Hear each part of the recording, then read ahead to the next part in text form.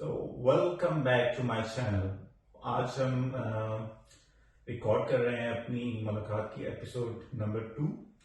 और आज मेरे साथ मौजूद हैं मेरे बहुत ही अजीज दोस्त फ़हीम। और फ़हीम का जो इंटरेक्शन मेरे साथ हुआ था, I met Fahim in cabinets in 2019 and he also came here for doing MS from TU Chemnitz। और फ़हीम के साथ मेरा जो है रिलेशन पिछले तकरीबन 3 साल से है। हमने काफ़ी टाइम साथ गुजारा है, इकट्ठे रहे हैं। तो अब जो है ना, इनसे स्टार्ट करते हैं आज के एपिसोड और इनसे जो है ना अच्छे अच्छे सवाल पूछते हैं और इनसे जो है ना उनके जवाब लेते हैं। तो फ़हीम, कैसे हैं आप? क्या हाल है आपका? अल्हम्दुलिल्लाह बिल्कुल ठीक ठाक। आप सुनाए कैसे? आप ठीक ठाक? अल्हम्दुलिल्लाह, मैं भी बिल्कुल ठीक हूँ। जबरदस्त। तो सुनाए, कैसी लाइफ गुजरी आपकी जर्नी में? लाइफ अल्हम्दुलिल्लाह अच्छी गुजरी है। पहले तो आप ये बताएं कि ये क्या मुलाकात का जो नया सिलसिला आपने शुरू किया है, ये किस मोटिव से आपने शुरू किया और कैसे आपको इसका ख्याल कैसे आया और सारा? तो बेसिकली सीन इस तरह से है कि आजकल जो है ना, बस टाइम कुछ इस तरह का चल रहा है कि टाइम थोड़ा निकल आता है। हाँ हाँ। तो मैं सोच रहा हूँ उस वाले टाइम को इस तरह से मैं यूटिलाइज करूँ और इस तरह का कंटेंट वगैरह क्रिएट करूँ जिससे दूसरे लोग फायदे उठा सकें।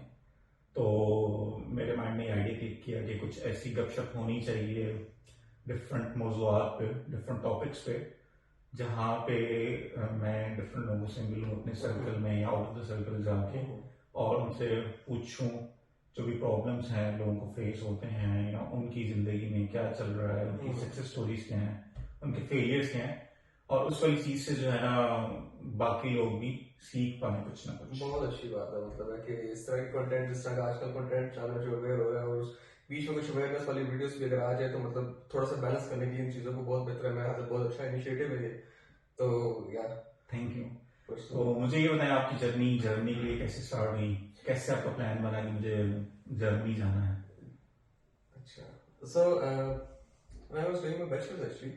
सो मेरा कोई 6th या 7th सेमेस्टर में ही मुझे ये जोश चढ़ा कि यार कुछ एक्सप्लोर किया जाए, कुछ बाहर जाके ना चीज़ों को एक्सप्लोर किया जाए, देखा जाए कि दुनिया किस तरफ जा रही है और हम किस तरफ जा रहे हैं और हम मतलब किन चीज़ों में पीछे है या हम किन चीज़ों में आगे है, या चले कल्चरल डिफरेंस कैसा है पाकिस्तान का या दूसरे ममालिक का। तो उसमें मैं कंसिडर करने लगा था। फिर मैंने कनाडा को कंसिडर किया, फिर मैंने जर्मनी को कंसिडर किया, फिर मैंने यूके को कंसिडर करा था।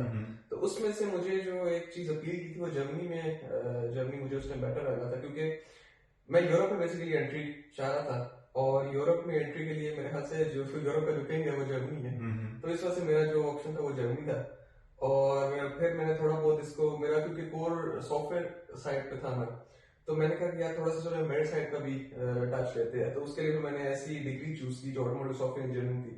तो मैंने कहा कि यार चलो मेड साइड को भी एक्सप्लोर करते हैं, साथ अपना कोर सॉफ्टवेयर को रखते हैं और एक्सेल करते हैं इसमें। तो फिर टेक्निकल यूनिवर्सिटी ऑफ कैम्ब्रिज मुझे एडमिशन मिला और 2018 में भागते भागते यहाँ आ गया।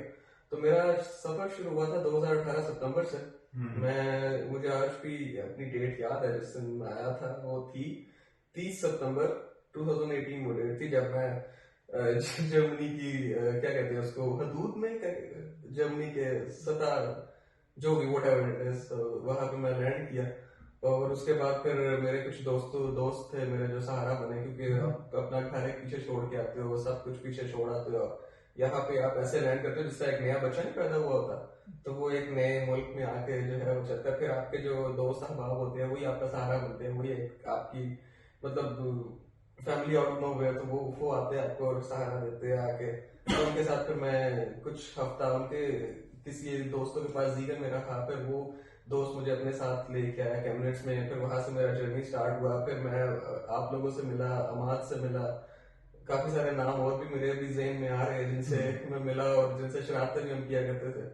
तो बस फिर इस तरह चलते चलते गुजरते गुजरते टाइम जो है वो आज ऐसा हो गया कि अब हम जर्मनी में अल्हम्दुलिल्लाह अल्हम्दुलिल्लाह फुल टाइम जॉब कर रहे हैं और अच्छा चल रहा है अल्हम्दुलिल्लाह, ठीक है। तो माशाल्लाह से आपने जो है ना जर्मनी से अपना मास्टर्स कंप्लीट किया और अभी आप अल्हम्दुलिल्लाह जॉब कर रहे हैं। तो आप जी।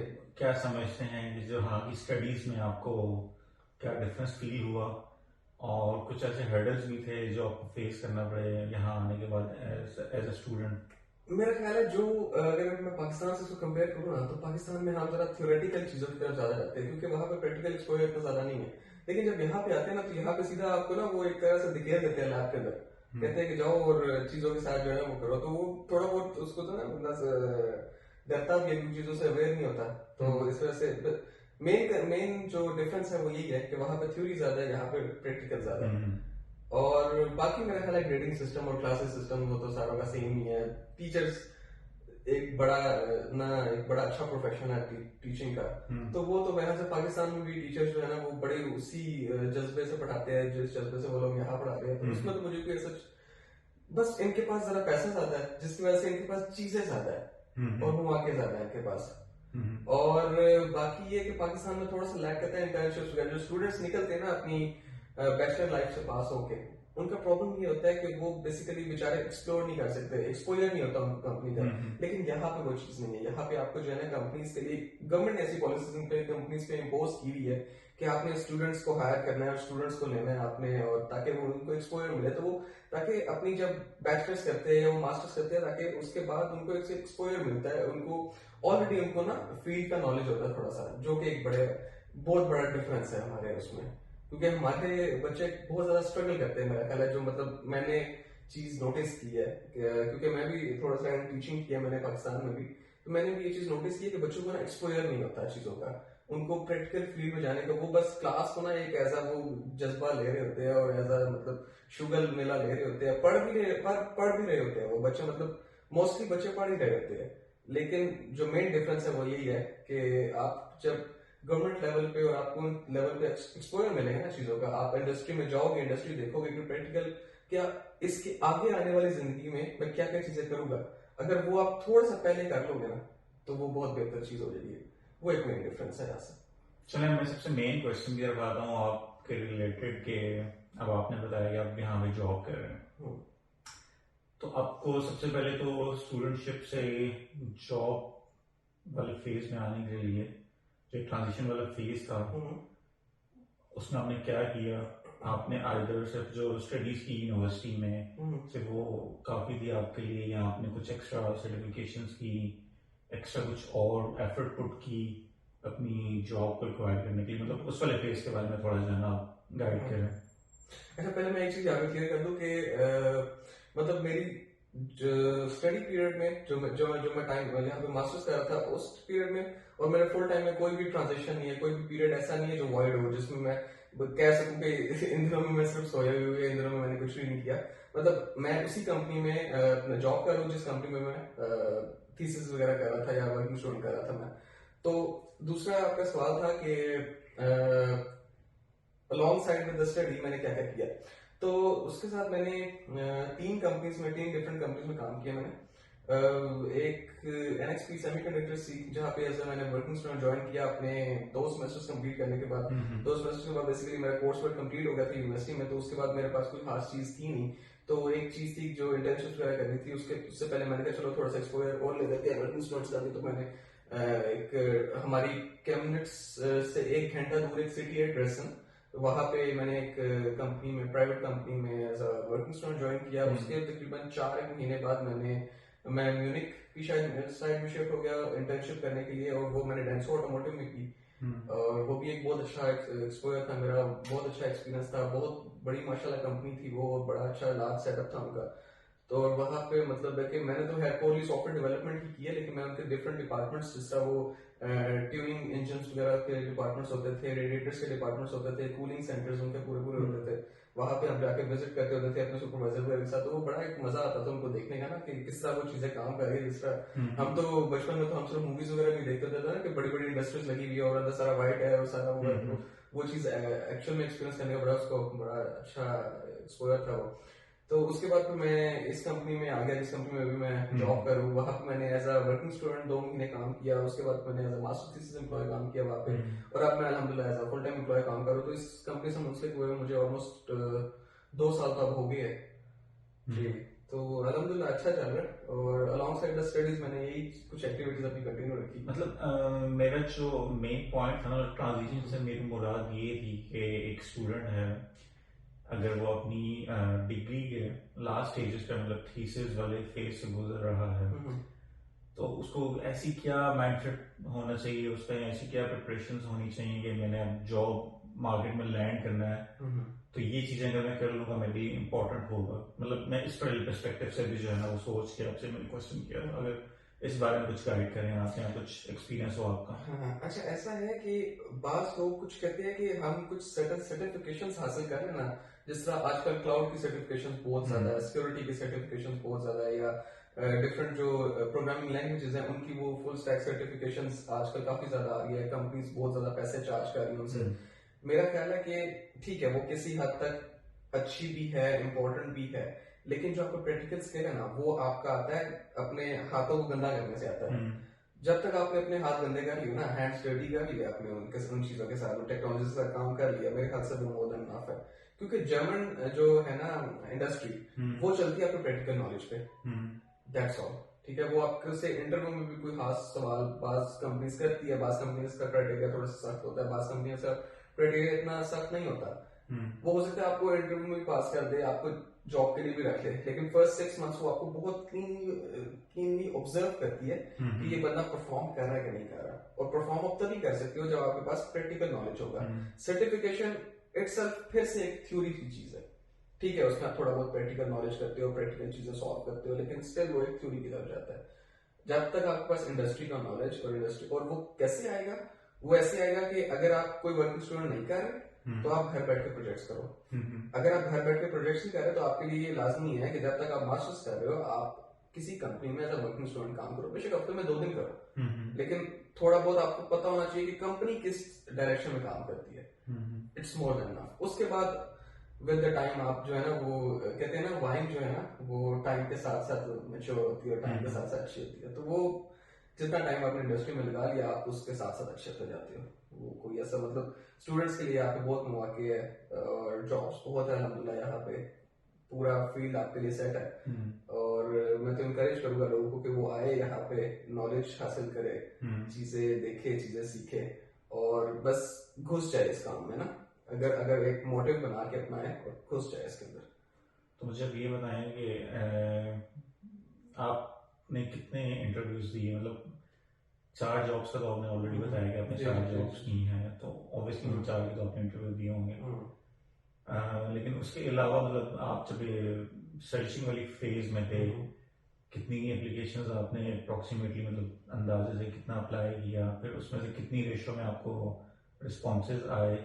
क्योंकि मतलब मैंने ये भी देखा कि कुछ लोग होते हैं वो 2-3 दफा ट्राइंग के बाद कंफ्यूज हो जाते हैं, स्ट्रेस में आ जाते हैं कि अब हमारे कुछ नहीं बन रहा, तो शायद हम किसी नाकाम के हैं, कुछ नहीं बनेगा। तो इस बारे में आप क्या कहेंगे कि रियलिटी क्या है, और हमें जब अप्लाई करना हो किसी भी जॉब के लिए किसी भी मार्केट में, तो किस माइंडसेट के साथ और माइंड में क्या फिगर्स रखनी चाहिए कि हाँ इतनी जॉब्स में अप्लाई करूं तो इतना मुझे रिस्पॉन्स रेट आएगा, या क्या कहेंगे? ये मेरा ख्याल है न्यू बिगनर्स के लिए ना क्वेश्चन ऑफ द सेंचुरी है कि हम किस तरह अप्लाई करें और कितना अप्लाई करें। बेतहाशा अप्लाई करें और रिजेक्शन आती है तो आने दे, उसमें कोई फर्क नहीं पड़ता। मैं जब वर्किंग स्टूडेंट्स वगैरह के लिए अप्लाई करता था और इंटर्नशिप के लिए अप्लाई करता था ना, तो मेरा पाकिस्तान से बिल्कुल कोई एक्सपीरियंस नहीं है, मतलब मैं पाकिस्तान से जस्ट मैंने बैचलर्स किया और मैं बाहर भाग गया। तो मैं जब यहाँ पे अप्लाई करता था ना तो मुझे रोज सुबह तकरीबन 10-11 के करीब रिजेक्शन आती थी, और वो ऐसा नहीं था कि मैंने इंटरव्यू दिया उन कंपनीज में, मेरी सीवी ही रिजेक्ट हो गई थी। तो आहिस्ता आहिस्ता ये किया कि सीवी को रिफाइन किया, उसके बाद फिर अपना जो अप्लाई करने का तरीका है वो रिफाइन किया, और अब अल्हम्दुलिल्लाह ऐसे है कि मैं पिछले 6 महीने से नोट कर रहा हूँ कि मैं जिस कंपनी में भी अप्लाई कर रहा हूँ ना मुझे एटलीस्ट वहां से इंटरव्यू कॉल आ रहा है। तो इसका मतलब ये है कि उसकी सर्टेन गाइडलाइंस है मेरे ख्याल से, वो मैं आपके साथ कुछ चीजें शेयर करूंगा, आप इसको लिंक में भी दे दीजिएगा कि सीवी आपने कैसे बनानी है। सीवी के बेसिकली 2 फॉर्मेट्स है, एक जर्मन फॉर्मेट है और एक अमेरिकन फॉर्मेट है, तीसरा पाकिस्तानी फॉर्मेट या इंडियन फॉर्मेट कोई नहीं है, ठीक है। तो इन 2 फॉर्मेट्स पे आपकी सीवी होनी चाहिए और मेरे हाथ से वो मोर देन इनफ है। और सीवी टोटल 1 या 2 पेज की होनी चाहिए, इससे ज्यादा नहीं होनी चाहिए। पहले मेरी सीवी थी वो 4 पेजेस की थी, और मुझे जो जो चीजों का नाम आता था ना मैंने उसमें डाल दी थी, क्योंकि नॉलेज नहीं था, सीधी सी बात है, नॉलेज नहीं था, प्रैक्टिकल चीजों को देखा नहीं था तो पता नहीं था। मैंने वो लैंग्वेज भी डाल दी थी जिसका कभी मैंने नाम सुना था या कभी मैंने जिसकी किताब खोल के देख ली थी ना, तो उसको मैंने बंद करके उसका नाम अपनी सीवी में डाल दिया था। तो इस वजह से ना किसी से मैंने कोई कंसल्ट किया, आप लोगों से मैंने कंसल्ट किया था उस टाइम कि यार ये किस तरह इसको मैं फॉर्मेट करूँ, तो आप लोगों ने ये कहा था कि इसमें जो एक्स्ट्रा चीजें वो निकाल दो, बिल्कुल टू द पॉइंट इन्फॉर्मेशन, क्योंकि जो जर्मन है ना इनके पास ज्यादा टाइम एक तो होता नहीं है, बिल्कुल टू द पॉइंट चीजों की तरफ जाते हैं। तो अगर आपकी सीवी में बिल्कुल वो इन्फॉर्मेशन है जो उनको चाहिए ना, ठीक है, वो अगर उनको सीवी में मिल गई तो 110% मैं आपको गारंटी देता हूँ, अगर नहीं आती इस तरह तो मुझे आगे पकड़ लीजिएगा, इंटरव्यू कॉल आपको आएगी। बाकी अब फिर वही बात है, बाकी आपकी बात आ जाती है कि अगर आपने प्रैक्टिकल काम किया है तो इंटरव्यू में उनको आपसे बातें करते सार ही पता लग जाएगा कि अगर ये बंदा हमारे साथ चल सकता है कि नहीं चल सकता। तो टोटली इतनी सी बात है।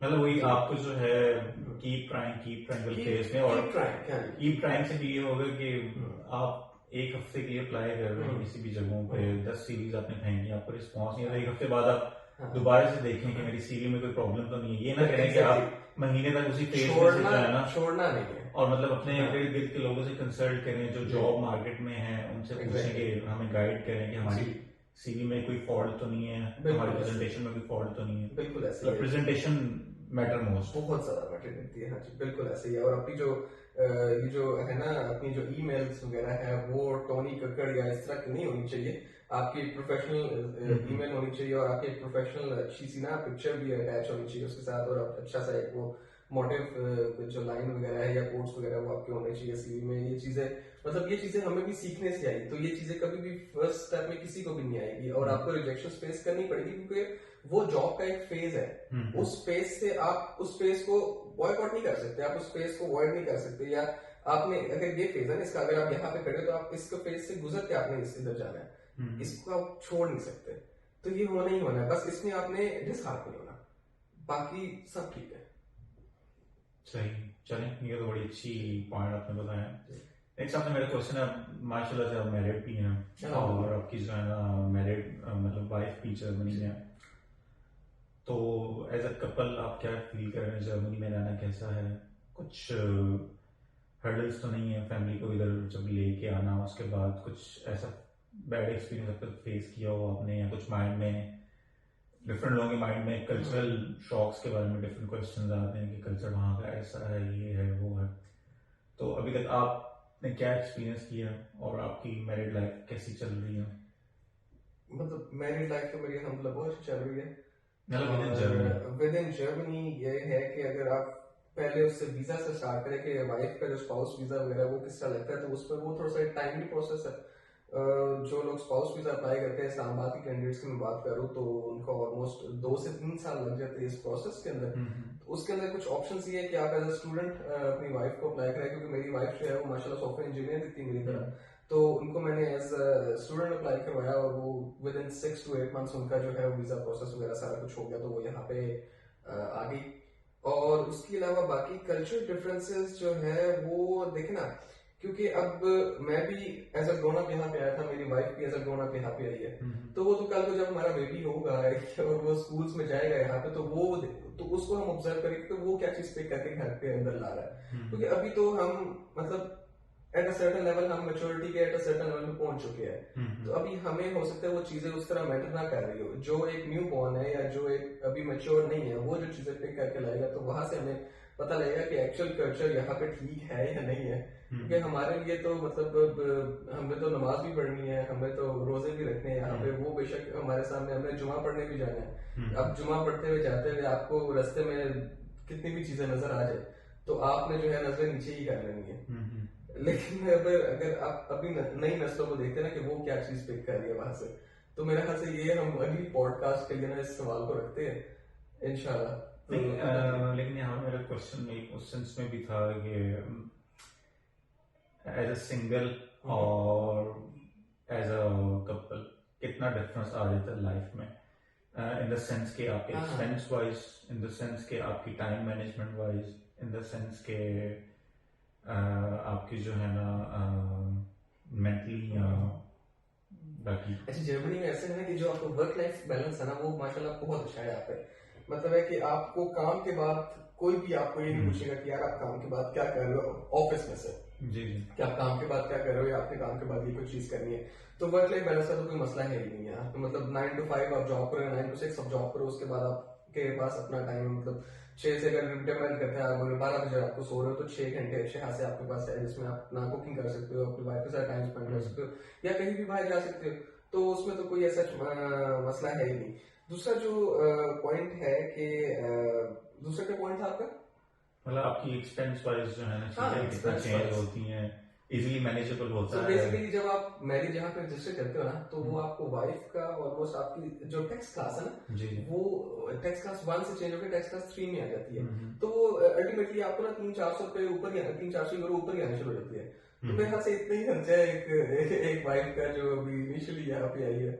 मतलब यहाँ की गवर्नमेंट हाँ जो है जी, वो यहाँ सपोर्ट की करती है। गवर्नमेंट जो है वो आपको सपोर्ट करेगी, मतलब आपको भूखा नहीं मरने देंगे। और एक्सपेंसेस ठीक है, अब वो डिपेंड करते हैं आप पे कि आप कितना बाहर जाते हो और कितना आप बाहर जाके जो है वो आउटिंग करते हो या आपका लाइफस्टाइल कैसा, मतलब डिपेंड करता है। लेकिन ये है कि एक बहुत अच्छा लाइफस्टाइल आप यहाँ पे वाइफ के साथ भी मेंटेन कर सकते हैं। मतलब छोटा सा इसको समराइज करें तो यही है कि आप बहुत अच्छी लिविंग यहाँ पे अपनी वाइफ के साथ और फैमिली के साथ यहाँ पे अपने आप को दे सकते हो, अपने आप को गिफ्ट कर सकते हो। बाकी अब मैं लास्ट क्वेश्चन आपसे ये होगा, आजकल आप गुजर रहे हैं अपने ड्राइविंग लाइसेंस वाले फेज में से, जी जी। तो उससे पहले तो वो बताएं कि आपने स्टार्ट कैसे किया और क्या क्या स्टेप्स इन्वॉल्व हैं उस फेज में, और उस पर आपकी कॉस्ट, एस्टिमेटेड कॉस्ट आपके माइंड में क्या है कि आपकी कितनी कॉस्ट है? इस चीज से मैं जर्मन गवर्नमेंट से ना थोड़ा सा जो है ना वो नाराज कह ले कि आप नाराज हो, अगर ये मैसेज तुम तक पहुंच सकता है तो बड़ी अच्छी बात है। एक तो ये प्रोसेस बहुत लंबा है और थोड़ा सा कॉस्टली भी है। तो रफली जो कॉस्ट इस मैंने एस्टिमेट की है ना, वो 3 to 4,000 यूरोस आएगी मेरी cost over the time of 6 months. और मैं अभी करंटली थ्योरी कर रहा हूँ, थ्योरी की मैं क्लासेस ले रहा हूँ। आज मेरी एक क्लास है थ्योरी की, शाम को मैं जाना है 7 बजे।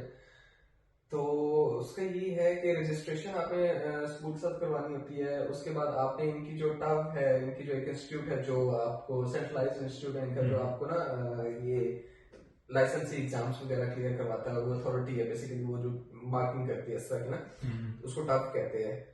और भी काफी सारे काम करते हैं यहाँ पे, लेकिन वो लाइसेंस का भी काम करते हैं। तो उनकी भी फीस ऑलमोस्ट कोई 200-250 यूरो है। तो मतलब लमसम अगर आपने स्टार्ट किया ना तो आपका 1,000 यूरो तो आपका फर्स्ट मंथ में लग जाता है जब आप स्टार्ट करते हो। तो उसके बाद फिर the time when you clear your theory exam, उसके बाद फिर आप प्रैक्टिकल क्लासेस स्टार्ट करते हो। तो आपको ऑलमोस्ट 12 क्लासेस प्रैक्टिकल ऐसी है जो मैंडेटरी है, और 120 यूरो की पर क्लास है, जो मतलब मेरे ड्राइविंग स्कूल ने कहा था। और अभी हम इस टाइम मैनहाइम में हैं, तो ये इतना महंगा सिटी नहीं है। अगर आप स्टुटगार्ट में या म्यूनिक में चले जाए ना, तो वहां पे 150-160 की भी एक क्लास होती है, which is quite expensive actually. तो ये आपका लमसम जो है ना वो 12 क्लासेस का अच्छा खासा अगर आप देखें ना, तो ये 2,000 तो ये सीजन से निकल आता है, और 1,000 ये तो वही तकरीबन 3,500-4,000 आपका खर्चा इस पे आता है। लेकिन आपकी ये प्रोसेस मतलब ऑलमोस्ट 3 मंथ्स की प्रोसेस है। प्रोसेस 3 to 5 मंथ्स आप इसको कह रहे हैं। मतलब वन टाइम में आपने पे नहीं करना? नहीं, वन टाइम में आपने पे नहीं करना, over the span of 5 months आपने पे करना है। और तकरीबन 4,000 अमाउंट आपने, क्योंकि जो भी लाइसेंस करना है या करने का सोच रहे हैं ना, तो वो एटलीस्ट इस चीज को माइंड में रखिए कि 4,000 तो लगेगा आपका। और उसके बाद ये है कि एक टाइमली प्रोसेस है। फिर वही बात आती है कि आप कोई भी चीज स्किप नहीं कर सकते। आपको जो मैंडेटरी क्लासेस है वो आपने थ्योरी की भी लेनी है, फिर थ्योरी आपने पास करनी है, उसके बाद आपने ड्राइविंग के लिए जाना है, और फिर आपने सारी वो करनी है, ड्राइव करके दिखाना है अपने इंस्ट्रक्टर को यहाँ पे ऑटोबान पे भी और सिटी के अंदर भी। फिर वो आपको अलाउ करेगा कि आप टेस्ट के लिए प्रिपेयर हो, तो फिर आप टेस्ट के लिए प्रिपेयर हो गए। और उसकी एक अलग से कोई 200-250 यूरो फीस है, जो आधी आपके ड्राइविंग स्कूल को जाती है, क्योंकि उनकी गाड़ी आप यूज कर रहे होते हो, उनका फ्यूल आप यूज कर रहे होते हो, और आधी आपके टाफ को जाती है, जो जिसने एक्चुअल में जिनका बंदा आपकी तरफ आया है और उसने गाड़ी में बैठ के आपके साथ एग्जाम देना है और देखना है कि आप कहाँ पे गलती कर रहे हो। और या इसी तरह ही है। ये थोड़ा सा एक ना लेंथी प्रोसेस है, मुश्किल तो मतलब मुझे थोड़ा सा ये लगा था कि यार चलो अब स्टार्ट हो गया, अब गाड़ी की तरफ जाया जाए। लेकिन गाड़ी की तरफ जाने से पहले इतना बड़ा ना इन्होंने एक स्पैम रख दिया बीच में। मतलब जर्मनी में आने के बाद जो सबसे पेनफुल प्रोसेस आपको लगा वो ये ड्राइविंग वाला ही लगा, कह सकते हैं जी। तो इन द एंड आपसे मैं पूछूं कोई ऐसी टिप जो आप व्यूअर्स को देना चाहते हो जो जर्मनी आना चाहते हो, उनके लिए कि वो अगर जर्मनी के बारे में सोच रहे हैं, स्पेशली आजकल के हालात जिस तरह से जो है ना पाकिस्तान में जो है प्रॉब्लम्स आए हुए हैं, वहाँ पे महंगाई बहुत हो रही है, ज़्यादातर लोग सोच रहे हैं कि हम जो है ना किसी ऐसी कंट्री में जाएं जहाँ पे हम स्टेबल हो सकें।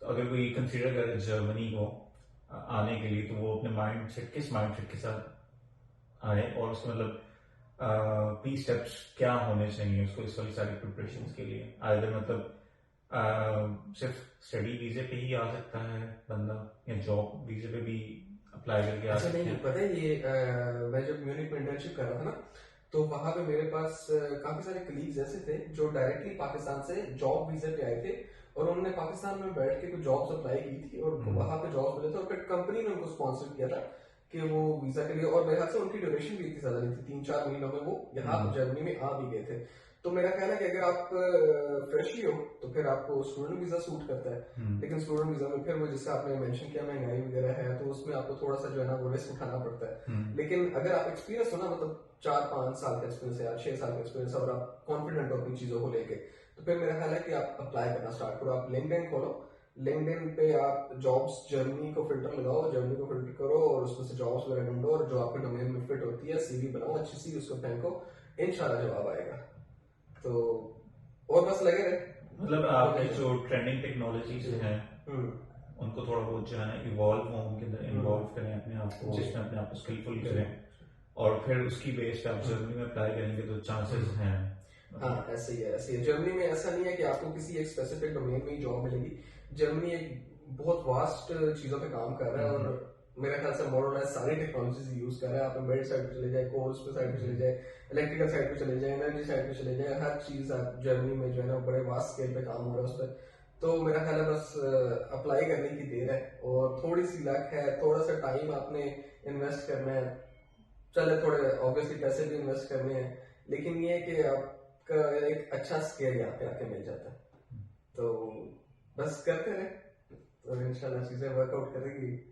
ये तो बड़ी अच्छी बात आपने बताई। चले, थैंक यू फाइन भाई, आपने अपना टाइम दिया, तो मिल के जाना बहुत अच्छा लगा, बहुत शुक्रिया, और thanks for appearing in my second episode of मुलाकात। आई होप कि everyone will watch this episode, और एपिसोड देखने के बाद लाजमी अपना फीडबैक भी दीजिएगा। आपके माइंड में कुछ क्वेश्चंस हों जो आप फर्दर पूछना चाहते हों, या जिस पर आप फर्दर एक्सप्लेनेशन चाहते हो, वो भी कमेंट में जरूर पूछिएगा, और फिर मैं ट्राई करूंगा कि अपने आने वाले वीडियोस में उन वाले क्वेश्चंस को भी कवर करूं। तो सब अपना ख्याल रखिएगा। Thanks a lot again. Allah Hafiz.